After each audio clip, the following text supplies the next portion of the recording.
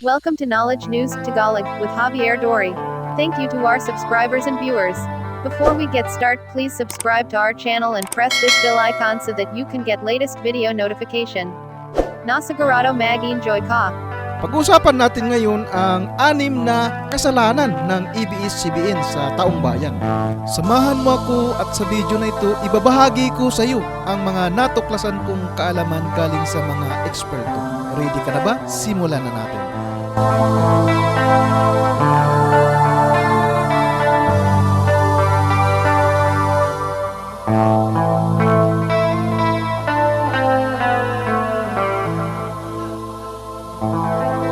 Number 1, violation ng ABS-CBN.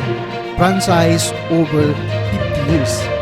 Ang lisensya ng ABS-CBN ay dapat lang for 50 years lamang, pero lampas na sila sa 50 years at umabot ito ng 53 years, kaya hindi na dapat sila ma-renew.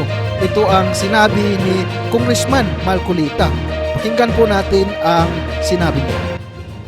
The ABS-CBN has been using the airwaves for more than 50 years. 53 years today, to be exact.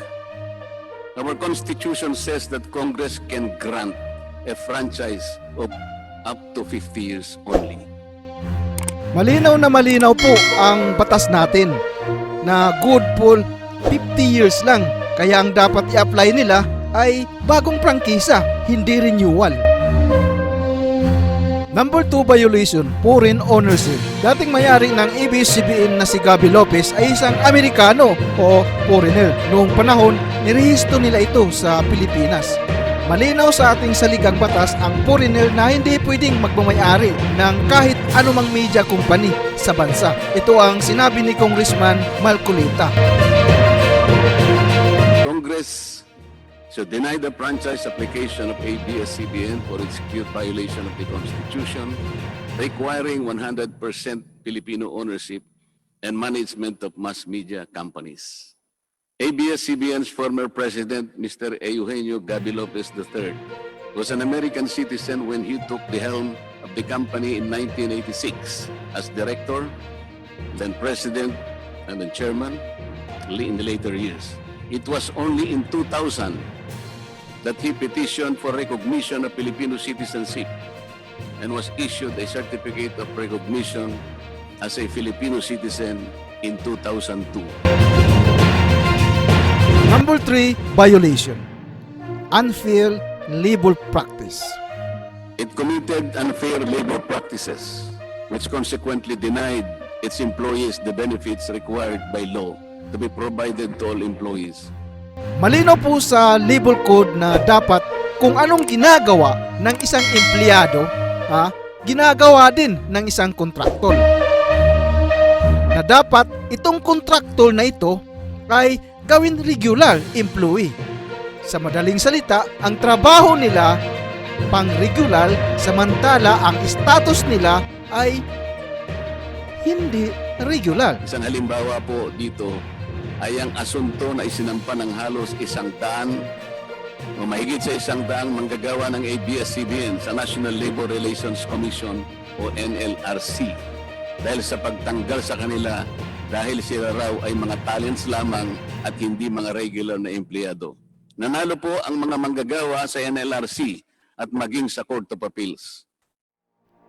Lagi sinasabi ng kanilang mga artista na kawawa daw ang 11,000 na empleyado kung magsasara ang ABS-CBN. Pero hindi po totoo yan.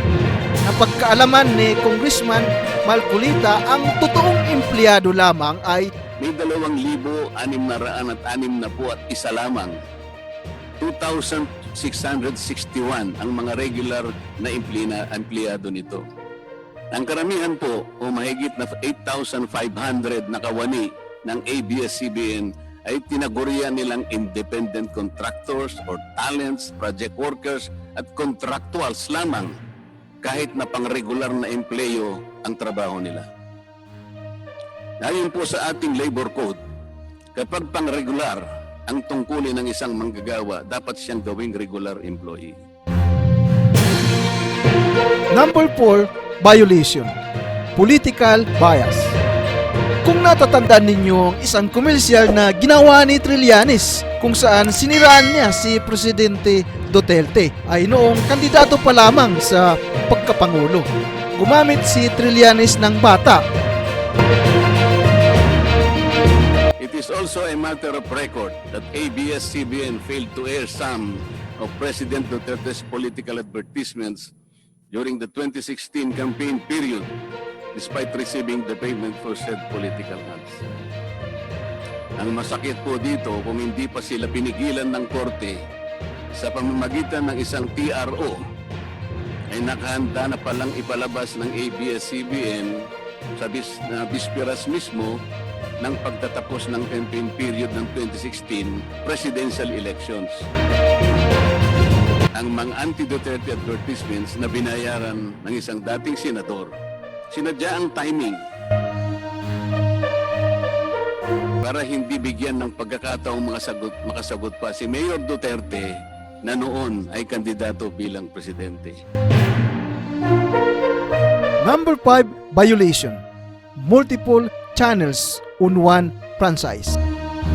Sa hindi nila may paliwanag na dahilan o maaari namang sinadya na gamitin ang kanyang prangkisa para sa isang channel lamang, pero gumamit pa ng ibang prangkisa ng telekomunikasyon naman pang broadcast upang mas kumita at makapagbenta sa pamamagitan ng maraming channels. ABS-CBN violated the terms and conditions of its franchise by offering its TV Plus boxes for a one-time fee but using the free-to-air signal authorized in the franchise granted by Congress at no cost to ABS-CBN. Lugaw ika nga.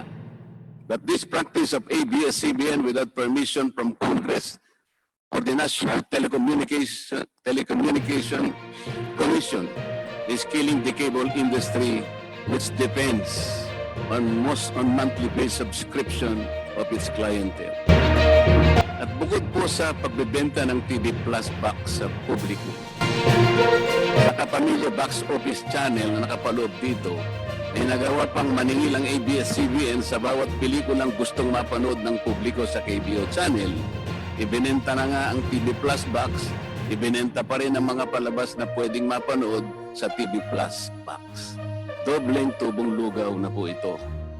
Hindi po saklaw ang mga ito sa prangkisa na ipinagkaloob ng Kongreso sa ABS-CBN. Number 6, violation. Ito ang pinakamalaking kasalanan ng ABS-CBN sa taong bayan, ang hindi pagbayad ng tamang buwis sa ating gobyerno. Narito po ang pahayag ni Congressman Marcoleta. In 2019, ABS-CBN again did not pay its rightful taxes. It avoided this by entering into compromise agreement with the Bureau of Internal Revenue, with the latter accepting the settlement of 152 million pesos plus from ABS-CBN, equivalent to only 40% of its assessed deficiency in income tax, value-added tax, and documentary stamp tax payments. But this is only one among the 4 other cases lodged by the BIR at the Court of Tax Appeals, all of which were also settled by compromise. Bakit po ganun? Hindi po ba nando sa prangkisa ng ABS-CBN na babayaran nila lahat ng rightful taxes? Kinakailangan po bang sila ay habla pa ng BIR bago sila mapilitang makapagbayad lamang kahit settlement lamang? Ang linaw po ng kanilang prangkisa na babayaran lahat ang kaukulang buwis. Bakit kailangan pong sila ihabla at idemanda pa ng BIR para lamang sila ay makapagbayad?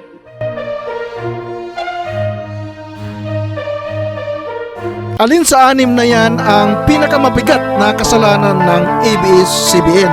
Comment mo diyan sa comment section natin at i-share mo din ang opinion mo. Gusto namin yan mabasa.